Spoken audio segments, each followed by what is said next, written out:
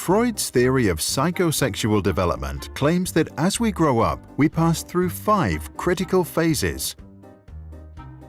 Our sex drive, which Freud called the libido, focuses in a different erogenous zone at each phase. The phases are called oral, anal, phallic, latency, and genital. If our experience during any of these phases was traumatic, we might develop fixations later in life, such as neurosis, dependencies, addictions, or depression. The oral phase, age 0 to 1. In the first year of our lives, we discover the world through our oral senses. Our main pleasure comes from sucking our mother's breast or a bottle. The conflict that occurs now is the weaning from our primary caregiver. Hans is weaned off his mother's breast without trauma. Ernst's mother stops feeding him within 4 months of birth, which is too early. Ida is often left alone crying when she is hungry. Hans becomes a healthy and independent adult. Ernst suffers from trauma and develops an oral fixation. He tries to compensate for it by chewing gum all the time. Ida spends her entire life looking for the oral stimulation she was denied as an infant, and therefore develops a manipulative and addictive personality. The anal phase, age 1 to 3. The primary focus of our libido at this age is the control of the bladder and bowel movements. We have to learn how to use the potty. Hans' parents praise his attempts to use the toilet and encourage him to learn at his own pace. Ernst's parents force potty training on him too early and punish him for mistakes. Ida's parents neglect any efforts at potty training entirely. Hans develops a competent personality and a good and balanced relationship with authority. Ernst develops an anal retentive personality. He becomes an over-controlling and stingy adult with disgust for his own body and a tendency to obey authority. Ida develops an anal expulsive personality. She becomes messy, disorganized, inconsiderate of other people's feelings, and rebellious against authority. The phallic phase, age 3 to 6. Our libido now turns to the genitals as we discover the differences between the female and the male gender. The boys' conflict in this phase occurs as a rivalry with their father, also called the Oedipus complex. Ernst and Hans desire to possess their mother and fantasize about getting rid of their father. But they know that their father is stronger and fear being punished for their desire. Freud called this castration anxiety. Ida experiences penis envy. She believes that a penis is the key to power and domination and also wants one. Hans' father was very present during that phase. Later, Hans resolves this conflict by identifying strongly with him. He learns to take on a male role. As an adult, he respects both genders. Ernst, whose father was absent during that phase, fails to develop a strong sense of manhood. He has a mother fixation and is not sure about his sexuality.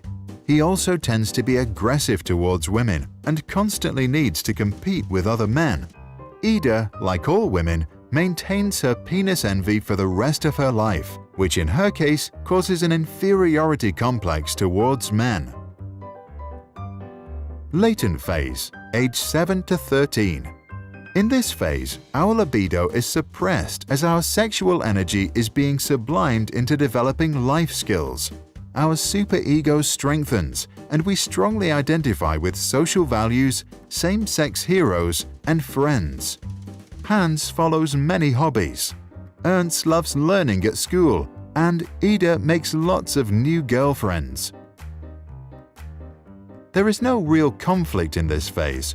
All 3 of them benefit for the rest of their lives from the skills they developed during latency.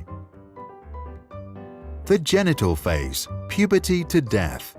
Once we reach puberty, our libido starts to become active again and we develop an interest in sexual partners. Hans, Ida, and Ernst face the challenge of balancing the sexual desires of the id and the needs of the superego to obey social norms. The development of a strong ego helps to find a compromise between the two. Hans, who has experienced a childhood without much trauma, succeeds in building a strong ego. He is disciplined at work, has a loving relationship, and a fulfilled sex life. Ernst's ego is weaker than his superego. He obeys norms and authorities, and as a result, suppresses his desires, which leads to the development of perversions. Ida has a weak ego and a weak superego. Her sexual needs are more important than social norms or other people's feelings. She is egoistic and feels no guilt for breaking the law or hurting others. To understand the theory, we need to see it in the context of Freud's famous work on the unconscious. By acknowledging that we have a subconscious, he also implied that we store memories of early childhood and other experiences without even realizing it. These past experiences then unconsciously influence our behavior on a daily basis. Freud claimed that our mind operates in 3 spheres, which we can imagine as a submarine. The unconscious level operates the id. The preconscious level operates the superego. The conscious and preconscious levels operate our ego. Young children are driven by the id and demand immediate satisfaction. At around age 7, we begin to develop a superego and want to become good moral citizens and please others. The ego is formed with adolescence to balance the two forces. Sigmund Shlomo Freud was an Austrian neurologist and the founder of psychoanalysis. Freud theorized that the unconscious would remember and store all our experiences. Later, they pop up from time to time through dreams and associative thoughts. By revealing traumatic memories and desires through conversation, we can free ourselves from our neuroses and live a more healthy and fulfilled life. He recommended, we should not strive to eliminate our complexes, but to get into accord with them. They are legitimately what directs our conduct in the world. What do you think about this theory and the practice of psychoanalysis? Is there some truth in it? Do we have an unconscious? If so, does it really store all our childhood experiences and influence our behavior as adults? Please share your thoughts in the comments below.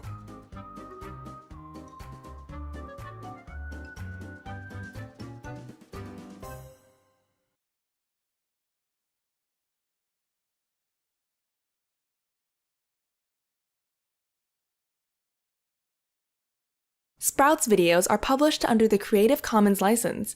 That means our videos are free and anyone can download, edit, and play them for personal use. And public schools, governments, and nonprofit organizations can also use them for training, online courses, or designing new curriculums. To help us stay independent and support our work, you can join our patrons and contribute. Just visit patreon.com/sprouts. Even $1 can make a difference.